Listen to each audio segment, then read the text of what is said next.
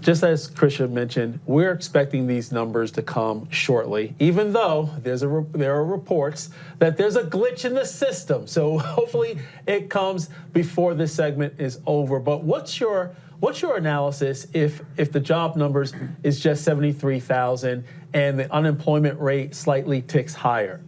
So that's exactly what the street's expecting, John, and we're looking for, as many are calling it, sort of a Goldilocks scenario.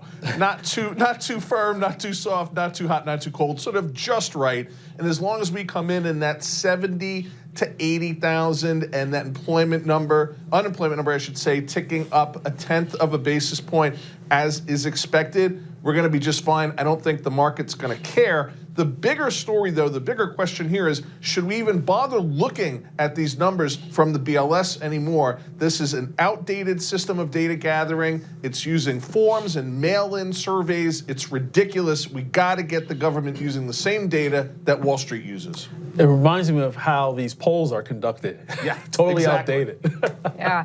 So, Mitch, what's your reaction? What will happen today, as well as what should we be looking at, if not these BLS numbers? Yeah, I think what we need to be looking at are the revisions, and the revisions have really driven the market. And as I've been complaining about the BLS numbers for probably 15 years, and they haven't really changed it, but this birth-death rate of these created fake jobs. Last year they had to revise 800,000 out, then they revised in February of 2025 for the entire year when Biden was in office.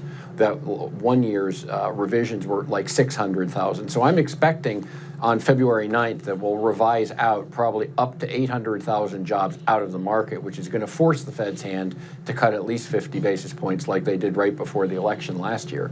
So, I think that BLS and the Fed both need restructuring and a reimagining the way that we do things.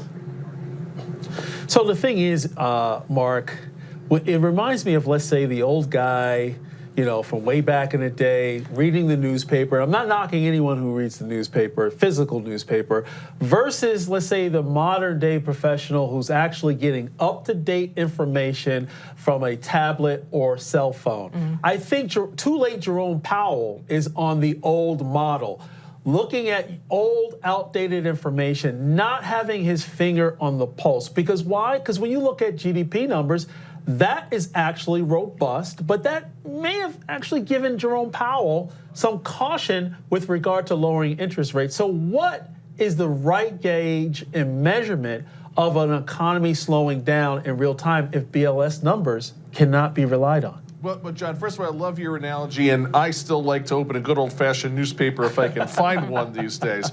But it's not just a single number. It's what we call in the data world a data mosaic. There you go.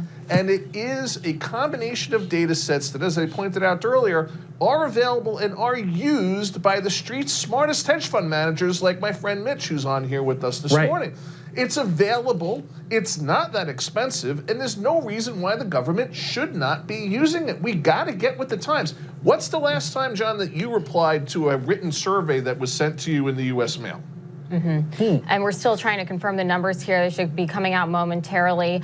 Mitch, can you also talk about how tariffs play into this market uncertainty? Because we know that the federal judge is trying to block them. Yeah, but look, this was a hair on fire moment again. And when Trump came out with the tariffs, I said it was a shrewd business decision to level the playing field, which we've been taking advantage of for far too long. The Treasury is going to add between $4 and $4.3 trillion. And S&P and Fitch, both the rating agencies, said this is very positive. So when the FT and all of these news agencies were against Trump for doing it, they've done a complete 180 now. And now the courts have not only got Trump derangement syndrome, but they've got OCD, obstruction, corruption, and destruction, because they're working against the administration. We need these revenues to help bring down our massive debt. So the tariffs are a good thing. We need to get these revenues in the basket so that we can help pay off some of the debt we have. Mm-hmm. Yeah. Well,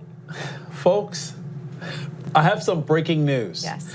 Let me just read it to you. Payrolls rose 22,000 in August, less than expected, and a further sign of hiring slowdown, according to CNBC. Mm-hmm. 50 you know basis what, points. Mark? What's your take on this?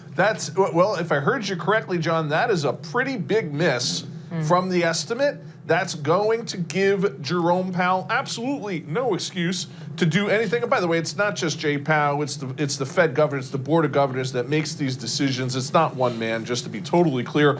We are looking for, the streets looking for a 99% chance, a virtual certainty of a first rate cut at the FOMC meeting on the 17th of September, just a couple short weeks from now. But I'm hoping that this number, as cool as it is, gives the Fed a reason to give us the 50 basis point cut that Mitch is looking for. I just don't know that we're going to get it. Yeah, you're both in the 50 basis point camp, which I think investors would like, because we've been so far behind in terms of cutting rates, even though we did so right before the presidential election, which was interesting. But Mitch, your response to these latest numbers coming out? Yeah, look, I this morning before the numbers came out, and even earlier in the week, I said we're going to get 100 basis points of cuts, and I said this at the beginning of the year. This year, I think now they need to do, their hand has been forced, they need to do a 50 basis point cut. Due to these numbers that came out and the revisions that are coming out on the 9th of September, I don't think the labor market is in good shape, or as good shape that it could be, but it was because of what the Trump administration inherited from the Biden administration, and also the global macro picture with other countries. Europe is in a mega recession, with Germany in an economic depression, and Japan's economy is in the can as well. So we've got to look at the bigger picture around that as well to see what's going on with the U.S. and how it's going to impact us. Yeah. Busy day on this Friday morning. I guess we'll see how markets are reacting. Pretty much mixed right now, although Dow futures down about 140 points. We'll see at the open of today. Marc LoPresti, Mitch Feierstein, great to have you. Thank you. Thanks. Have a great weekend. You too.